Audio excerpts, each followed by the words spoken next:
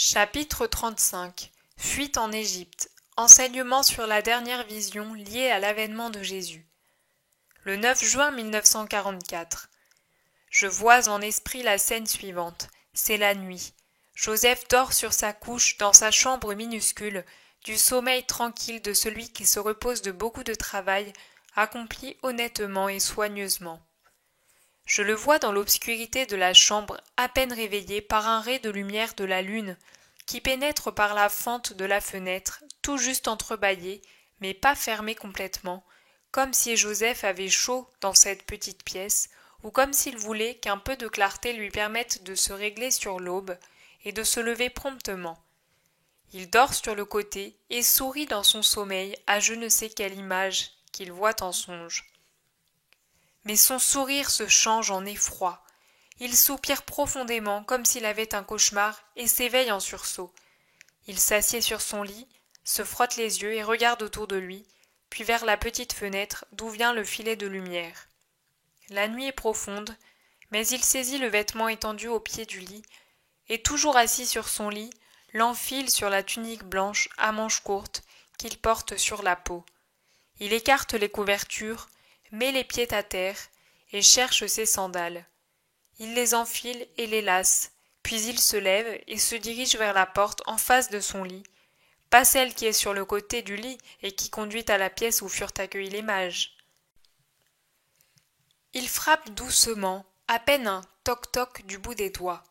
Il doit comprendre qu'on l'invite à entrer car il ouvre précautionneusement la porte et la referme sans bruit. Avant de se diriger vers la porte, il a allumé une petite lampe à huile à une seule flamme qui lui permet de s'éclairer. Il entre dans une chambre un peu plus grande que la sienne, où se trouve un lit bas à côté d'un berceau. Il y a déjà une veilleuse allumée dont la petite flamme tremble dans un coin, comme une petite étoile lumineuse faible et dorée qui permet de voir sans gêner le sommeil de celui qui dort. Mais Marie ne dort pas. Elle est agenouillée près du berceau dans son vêtement clair, et elle prie, veillant Jésus qui dort tranquillement. Jésus a l'âge que je lui ai vu dans la vision des mages. C'est un enfant d'1 an environ, beau, rose et blond, sa jolie petite tête aux cheveux bouclés et enfoncés dans l'oreiller, et sa main est fermée sous son cou. « Tu ne dors pas ?» demande Joseph à voix basse, étonné. « Pourquoi? Jésus n'est pas bien ?»« Oh non, il va bien. Je prie, mais je dormirai plus tard. »« Pourquoi es-tu venu, Joseph ?» Marie parle en restant à genoux. Joseph parle à voix très basse pour ne pas éveiller le bébé, mais avec animation. « Il faut partir tout de suite d'ici, tout de suite. Prépare le coffre et un sac avec tout ce que tu peux y mettre. Je préparerai le reste, j'emporterai le plus de choses possible. À l'aube, nous prendrons la fuite. Je le ferai bien encore plus tôt, mais je dois parler à la propriétaire de la maison. »« Mais pourquoi cette fuite ? » ?»« Je te l'expliquerai plus tard, c'est pour Jésus. Un ange m'a dit, prends l'enfant et sa mère et fuis en Égypte. Ne perds pas de temps, je vais préparer tout ce que je peux. » Il n'est guère nécessaire de dire à Marie de ne pas perdre de temps.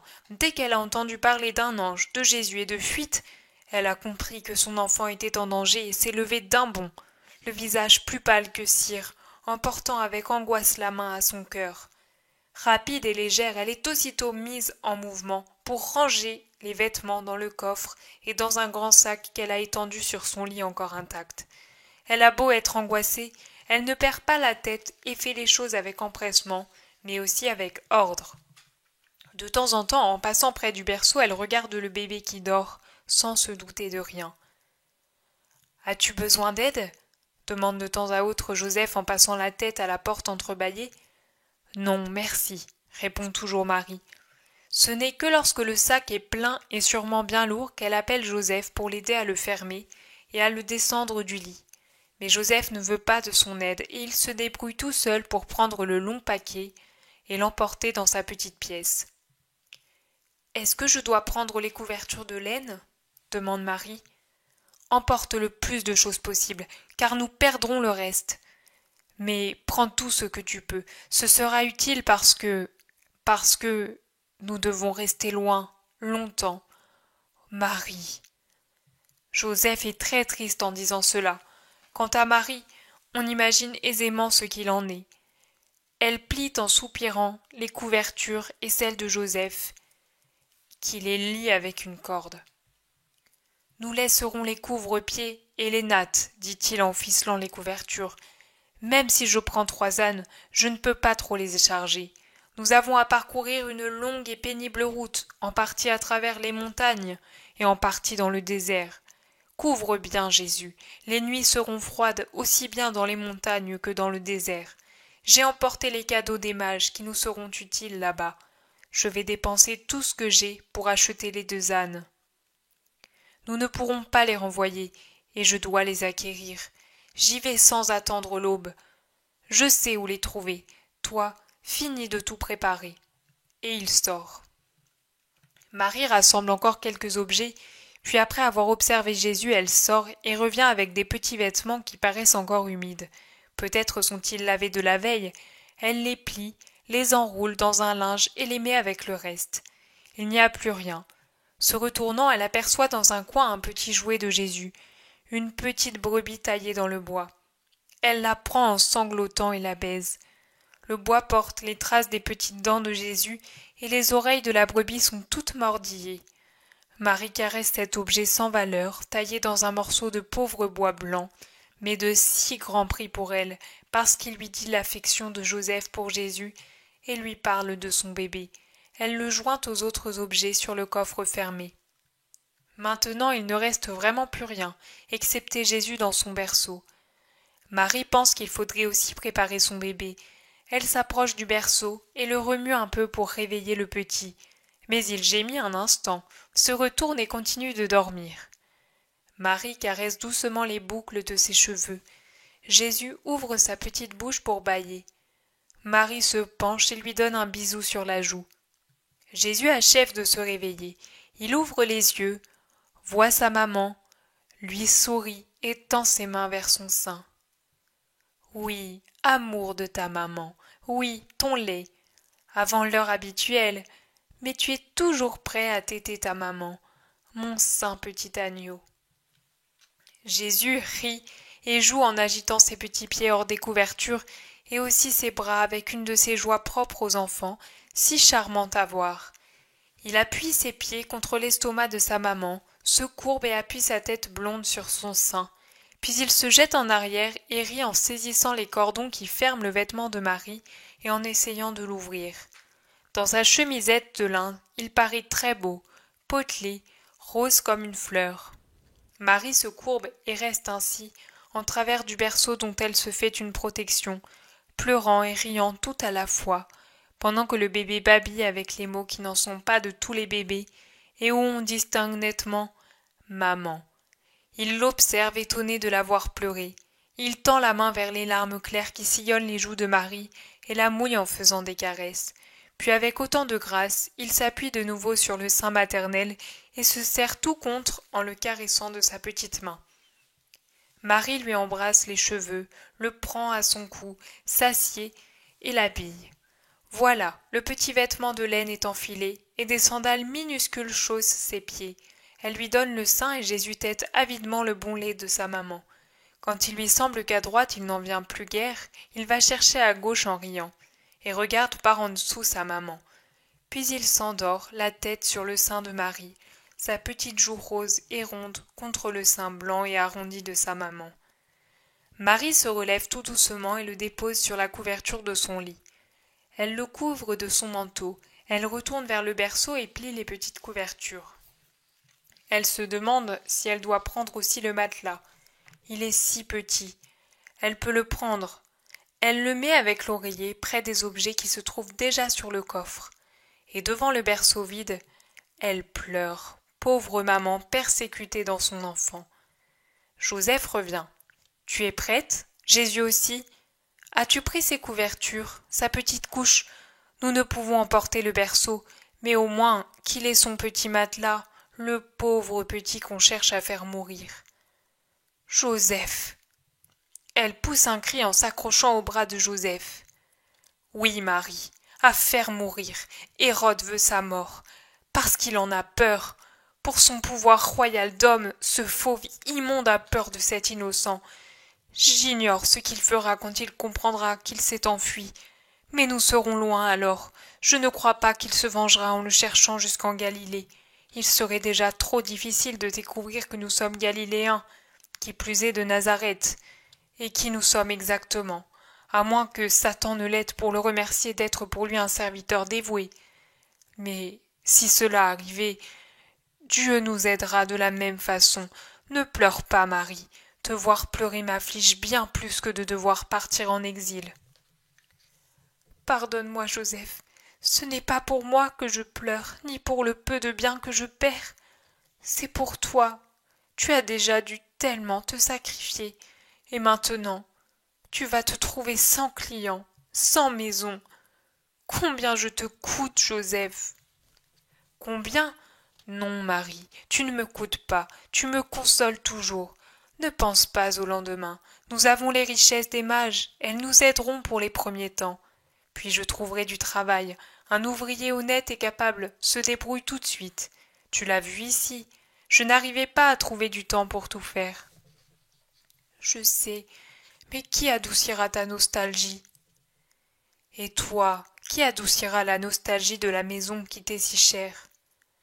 Jésus, par le simple fait de l'avoir, lui, j'ai encore ce que je possédais là-bas. Et moi, en ayant Jésus, je possède la patrie que j'espérais retrouver il y a quelques mois. Je possède mon Dieu. Tu vois que je n'ai rien perdu de ce qui m'est plus cher que tout. Il nous suffit de sauver Jésus, et alors tout nous reste, même si nous ne devions plus revoir ce ciel, ces campagnes, ni celle encore plus chère de Galilée. Nous aurions tout parce que nous l'avons lui. Viens, Marie, l'aube commence à poindre. Il est temps de prendre congé de notre hôtesse et de charger nos affaires. Tout ira bien.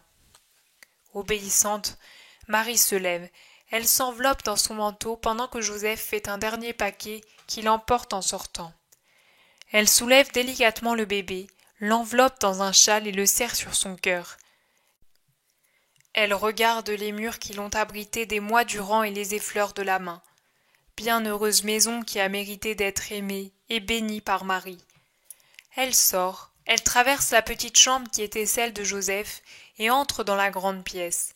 La maîtresse de maison, tout en larmes, l'embrasse et la salue. Soulevant un coin du châle, elle donne un baiser sur le front au bébé, qui dort paisiblement. Ils descendent le petit escalier extérieur. Il y a une première clarté de l'aube qui permet tout juste de voir. Dans la pénombre, on aperçoit 3 montures. La plus robuste porte le chargement. Les autres ont une selle. Joseph s'applique à bien disposer le coffre et les paquets sur le bas du premier âne. Je vois empaqueter et poser sur le haut du sac ses outils de charpentier. De nouveau, adieu et larmes, puis Marie monte sur son âne, pendant que la maîtresse de maison tient Jésus à son cou et l'embrasse une dernière fois avant de le rendre à sa mère. Joseph aussi monte en selle après avoir attaché son âne et celui qui porte les bagages, pour être libre de tenir l'ânon de Marie. La fuite commence pendant que Bethléem, qui rêve encore à la scène fantasmagorique des mages, dort tranquillement, inconsciente de ce qui l'attend. C'est la fin de la vision. Jésus dit: Ainsi se termine toute cette série de visions. Sans vouloir contredire les hommes de science pointilleux, ma mère et moi avons continué à te montrer les scènes qui ont précédé, accompagné et suivi mon arrivée en ce monde, non pas pour elles-mêmes, car elles sont suffisamment connues, mais surtout parce qu'elles ont été déformées par des éléments surajoutés au cours des siècles. Cette façon qu'ont les hommes de voir les choses sous prétexte de rendre davantage gloire à Dieu, cette raison leur vaut d'être pardonnée, rend irréel ce qu'il aurait été si beau de laisser réel. Car mon humanité et celle de Marie ne sont en rien amoindries, pas plus que ma divinité. La majesté du Père et l'amour de la Sainte Trinité par cette manière de regarder les choses simplement. Bien au contraire, les mérites de ma mère et mon humilité parfaite resplendissent d'eux-mêmes que la toute-puissante bonté de l'Éternel Seigneur. Mais nous t'avons montré ces scènes pour pouvoir appliquer à toi-même et aux autres le sens surnaturel qui en découle, et vous le donner comme règle de vie. Le décalogue, c'est la loi. Mon évangile, C'est ma doctrine qui vous rend plus claire cette loi et qui vous donne le goût de la suivre. Cette loi et cette doctrine suffiraient pour faire des hommes des saints. Mais vous êtes tellement entravés par votre humanité qui domine exagérément en vous l'esprit, que vous ne pouvez suivre la voie qu'il vous indique et vous tombez, ou bien vous vous arrêtez, découragés. Vous vous dites à vous-même et à ceux qui voudraient vous faire progresser en citant les exemples de l'Évangile. Mais Jésus, mais Marie, mais Joseph, et ainsi de suite pour tous les saints, n'étaient pas comme nous, ils étaient forts. Ils ont été tout de suite consolés de leurs souffrances. Qui plus est, ils ne ressentaient pas même les passions, en ce peu de souffrances qu'ils ont supportées. C'étaient déjà des êtres étrangers à la terre. Ce peu de souffrance, hors d'atteinte des passions. La souffrance fut pour nous une amie fidèle. Elle a revêtu tous les aspects et les noms les plus divers. Quant aux passions, n'employez pas des mots mal appropriés en appelant passion les vices qui vous égarent. Appelez-les carrément vices et capitaux par-dessus le marché. Ceux-là, nous ne les ignorons certes pas. Nous avions des yeux et des oreilles pour voir et entendre, et Satan nous les faisait miroiter devant nous et autour de nous. Ils nous montraient leur ordure à l'œuvre, ou nous tentaient par ses insinuations. Mais notre volonté, étant tendue vers l'unique intention d'être agréable à Dieu, cette ordure et ces insinuations, au lieu d'atteindre le but que Satan se proposait, provoquaient l'effet contraire. Et plus il s'acharnait, plus nous nous réfugions dans la lumière de Dieu par dégoût des ténèbres fangeuses qu'il présentait à nos yeux, du corps et de l'esprit. Mais les passions, au sens philosophique du terme, nous ne les ignorions pas en nous. Nous avons aimé notre patrie, notre petite ville de Nazareth, plus que toute autre cité de Palestine. Nous avons éprouvé des sentiments d'affection pour notre maison, nos parents, nos amis. Pourquoi n'aurions-nous pas dû en éprouver? Mais nous ne nous en sommes pas rendus esclaves, parce que rien ne pouvait nous être un maître en dehors de Dieu. Mais nous nous en sommes faits de bons compagnons. Ma mère a poussé un cri de joie, quand près de 4 ans plus tard elle est retournée à Nazareth, et est rentrée dans sa maison. Puis elle a embrassé les murs où son oui a ouvert son sein pour recevoir le germe de Dieu. Joseph a salué avec joie sa parenté et ses neveux, plus nombreux et grandis.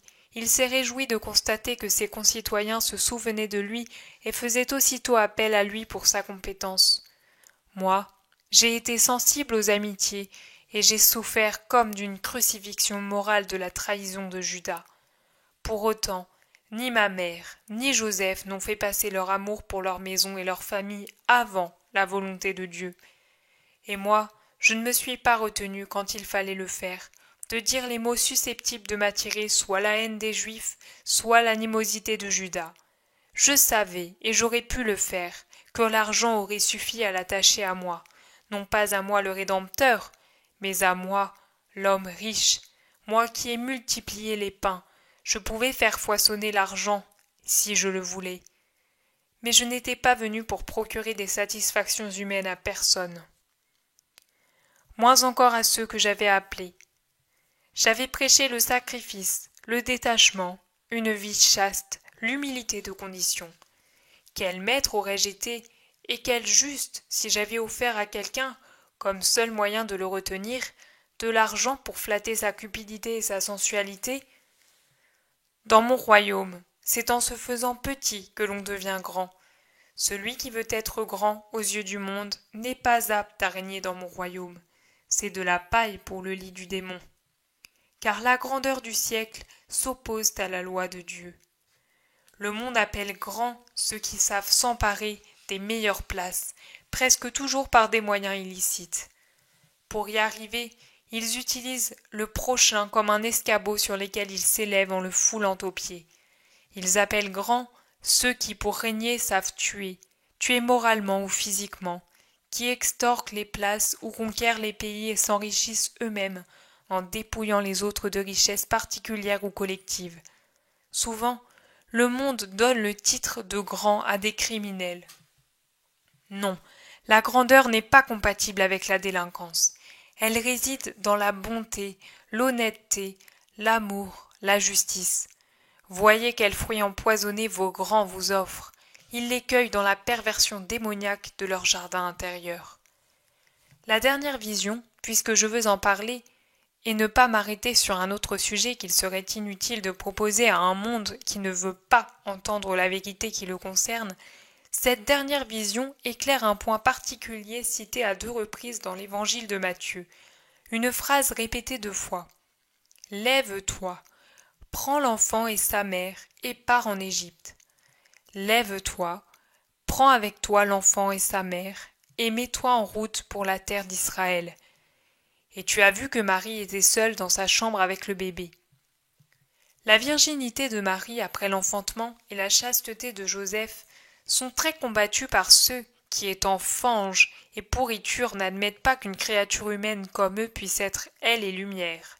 Leur âme est tellement corrompue, leur esprit tellement prostitué avec leur chair, qu'ils en sont devenus incapables de penser qu'un homme comme eux puisse respecter sa femme en voyant en elle l'âme et non la chair, et s'élever au point de vivre dans une atmosphère surnaturelle, désirant non ce qui est charnel, mais ce qui est divin.